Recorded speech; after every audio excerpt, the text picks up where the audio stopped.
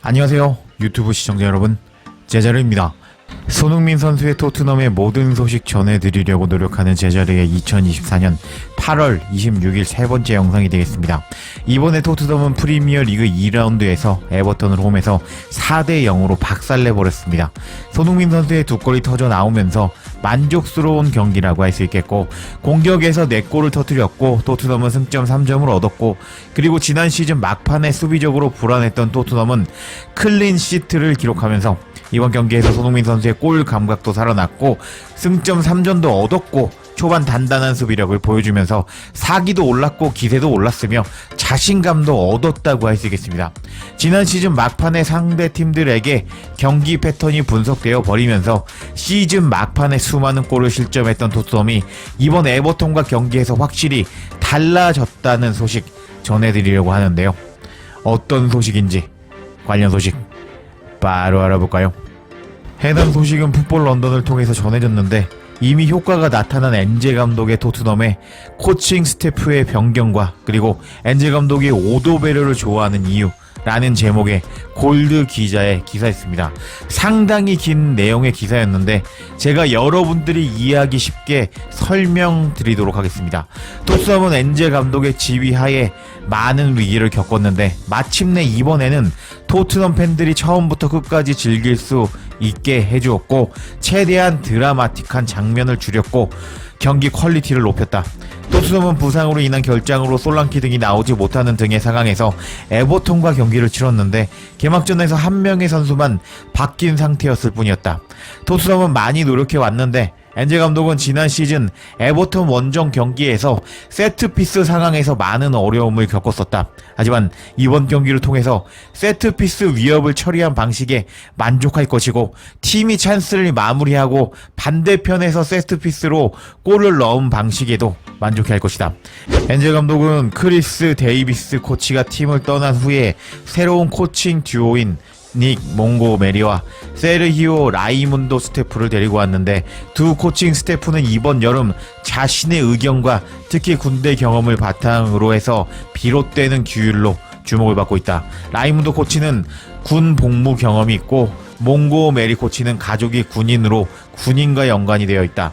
풋볼 런던은 모든 코치들이 엔제 감독의 지휘하에 세트피스 훈련을 하는 등 집단적인 훈련을 하고 있다고 알고 있지만, 몽고메리 코치가 도착한 이후에 몽고메리 코치는 모든 세트피스 작업에 강력하게 참여했고 그 훈련은 이미 명확하게 결과로 드러났다. 이번 경기에서 로메로가 세트피스로 골을 넣었을 뿐만 아니라 지역 방어와 대인 방어를 모두 포함하는 하이브리드 세트피스 수비 시스템을 도입하면서 토트넘의 세트피스 수비 측면은 첫 경기에서 훨씬 더 단단해 보였고, 선수들은 자신의 역할에 더 많은 규율과 책임감을 보여주었다. 엔제 감독은 이번 시즌에 무자비하게 플레이하는 것보다 모든 경기에서 풍부한 기회를 만들어낼 수 있는 방식으로 플레이하는 것이 더 중요하다고 생각하고 있다. 엔제 감독은 저는 여전히 성과에 대해서 생각하고 있습니다. 저는 우리가 이번 첫 2주 동안 보여준 것처럼 성과를 내고 계속해서 많은 기회를 만들어낸다면 보통 축구 경기에서 이길 수 있을 것이라고 생각합니다.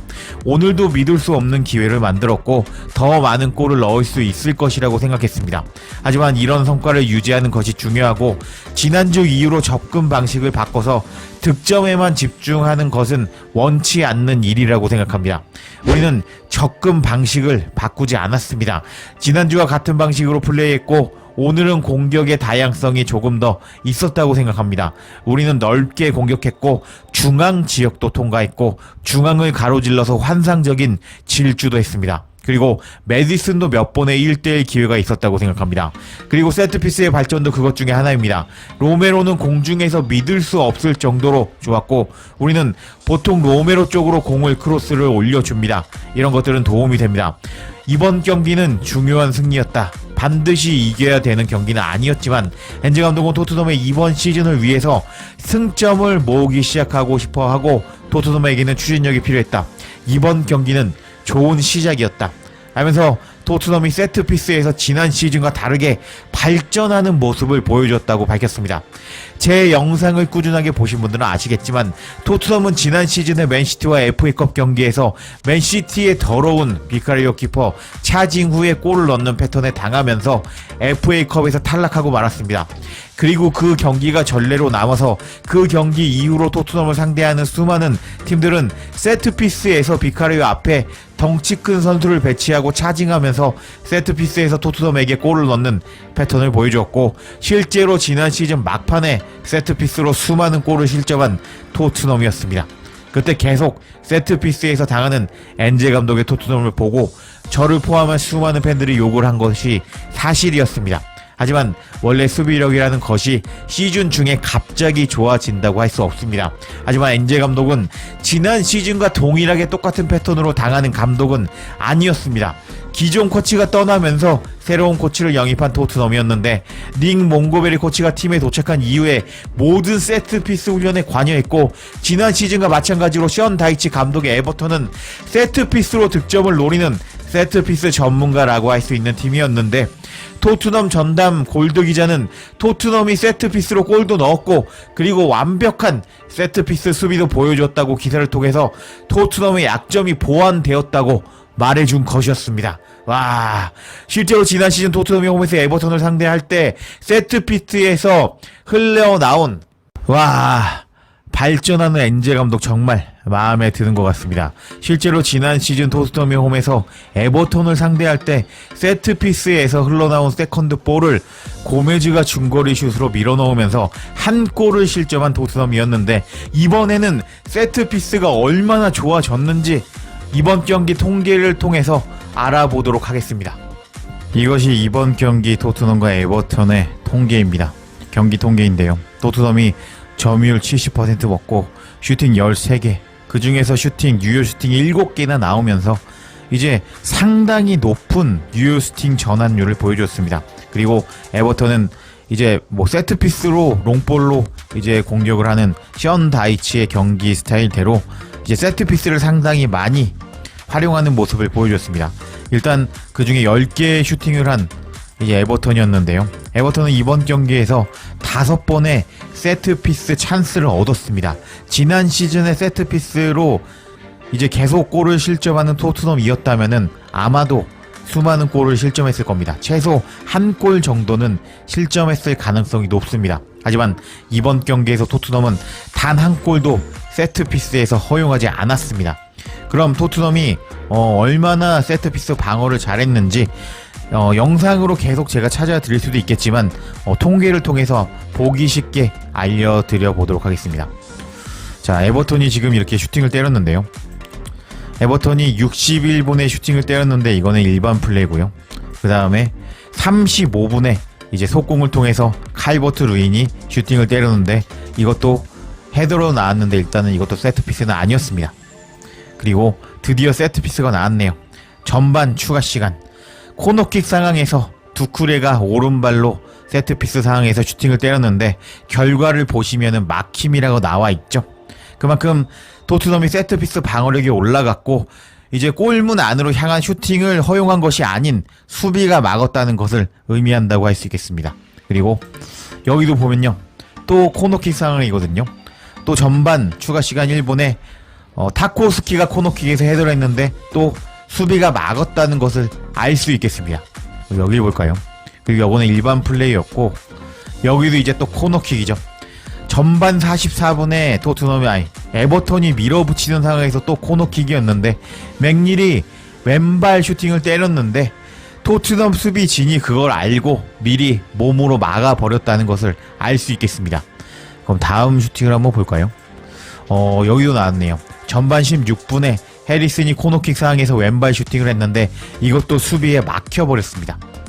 그리고 다음도 보면요, 이것도 이제 세트피스 스로인 상황에서 이제 롱 스로인이 날아왔는데 이건 해리슨이 못 넣었다고 나오네요. 놓쳤다고 나오고, 그리고 여기도 전반 44분 타코스키 헤더가 나왔는데 타코스키가 못 넣어버렸습니다. 반대편으로 나간 모습 보이죠? 그래서 지금 보면은 제가 세트피스가 좋아졌다고 제가 설명 들었는데 보시면은 요번에 타코스키가 전반 44분에 헤더로 슈팅을 날린 것을 빼고 요거는 이제 놓쳤거든요. 이것만 빼고 토트넘이 아까 제가 설명드린 것처럼 토트넘은 이번 시즌에 지역방어 플러스 그리고 이제 대인방어를 쓴다고 나왔거든요. 그런 하이브리드 세트피스 방어 전략을 쓴다고 하는데 딱 한 번 타코스키의 헤더가 빗나간 이 장면만 빼고 모든 세트피스 상황에서 다 막아버린 토트넘이란 것을 알 수 있겠습니다. 와, 한 시즌 만에 발전한 토트넘 세트피스 수비 정말 대단한 것 같습니다. 아마도 다음 뉴캐슬과 경기에서도 이런 모습 보여준다 하면은 확실히 세트피스가 더 강해졌다고 할 수 있겠습니다. 앞으로 어떻게 될지 한번 지켜보도록 합시다. 엔젤 감독은 이번 시즌부터 우승을 경쟁하는 팀을 만들겠다고 말해왔었는데 이렇게 세트피스 수비를 강화시키면서 자신이 입만 산 사람이 아니라는 것을 증명해 보였습니다. 그럼 손흥민은 어떤 모습을 보여줬을까요? 골드 기자의 기사를 계속 살펴보면 32세의 손흥민은 득점이나 스피드 면에서 페이스를 늦출 조짐이 보이지 않았다. 손흥민은 미키 반더벤의 질주 상황에서 반더벤을 유일하게 따라잡을 스피드를 가진 선수였다. 반더벤은 프리미어 리그에서 가장 빠른 선수로 기록된 것을 감안한다면 이런 손흥민의 반더벤과 같이 질주하는 것은 쉬운 일이 아니었다. 엔젤 감독은 종종 손흥민에 대해서 인상적인 점에 대해서 말할 때 클럽에서 가장 나이가 많은 선수가 여전히 배우고 발전하고 싶어하면서 가장 절실하게 노력하는 선수인 것이라고 말했었다. 첫 번째 골에서 압박하는 모습을 통해 알 수 있듯이 손흥민의 스피드는 여전히 엄청났다. 엔젤 감독은 경기 후에 손흥민 선수가 BBC와 인터뷰에서 토트넘에서 우승하고 그 후로 토트넘의 레전드가 되고 싶다는 이야기에 대해서 질문을 받았고 엔젤 감독은 다음과 같이 말했다. 레전드가 되는 것에 대해서는 정해진 기준이 없습니다. 그리고 토트넘이라는 축구 클럽에서는 손흥민 선수가 이미 존경받는 다른 레전드와 함께 할 것이라는 것이 의심의 여지가 없습니다. 하지만 소니의 이런 더 많은 것을 하고 싶다는 동기를 가지고 있다는 사실이 너무 좋습니다. 그게 우리에게 중요한 점입니다.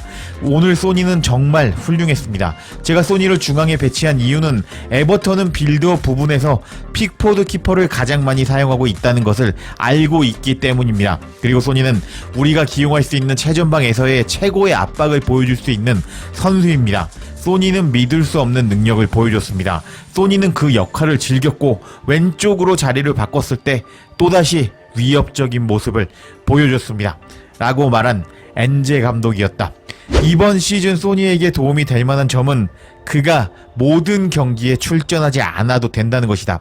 지난 시즌에 소니는 토트넘의 스쿼드가 얇아서 관리받지 못하면서 폼이 땅에 떨어지고 말았지만 올해는 오더베르와 베르노가 있기 때문에 손흥민에게 주식을 부여할 수 있을 것이다. 중약 라면서 토트넘 전담 골드 기자는 32살이 된 손흥민 선수는 득점력 면에서나 스피드 면에서나 스피드를 늦출 조짐을 보이지 않는다면서 손흥민의 세월을 거스르는 놀라운 신체 능력에 대해서 칭찬하였습니다. 와, 저도 축구 유튜버 하면서 한 시즌이 지날 때마다 지난 시즌과 달라진 영상을 만드는 속도가 늦어지는 것을 체감하고는 하는데요. 그래서 나이를 먹으면 어쩔 수 없구나 이렇게 생각하고는 했는데 손흥민 선수는 32살의 나이로 스피드가 떨어질 수밖에 없음에도 불구하고 세월을 거스르는 사기적인 신체 능력을 유지하고 있던 것이었습니다. 원래 나이를 먹을수록 스피드가 떨어질 수밖에 없는데 손흥민 선수는 계속 성장하고 발전하고 있다고 할 수 있겠습니다. 우승을 위해서 세월을 거스르는 사기적인 신체 능력을 유지하는 미쳐버린 손흥민, 그리고 한 시즌 만에 지난 시즌 약점이라고 조롱을 받았던 세트피스 수비를 개선한 엔젤 감독, 이 두 사람의 만남은 이번 시즌 토트넘이 엄청난 일을 낼 것 같은 기대감을 주고 있고 또 레스터가 보여주었던 15-16 시즌의 동화 같은 스토리를 다시 보여줄 수 있을지도 모른다는 기대감도 심어주는데요. 손흥민과 엔젤 감독의 시너지 폭발이 이번 시즌 토트넘에게 어떤 결말을 선사할지 지켜봐야겠습니다. 제자리에 영상 놓치지 않도록 알림 설정해 주실 것을 부탁드리며 영상 마치겠습니다. 구독과 좋아요, 댓글은 사랑입니다. 감사합니다.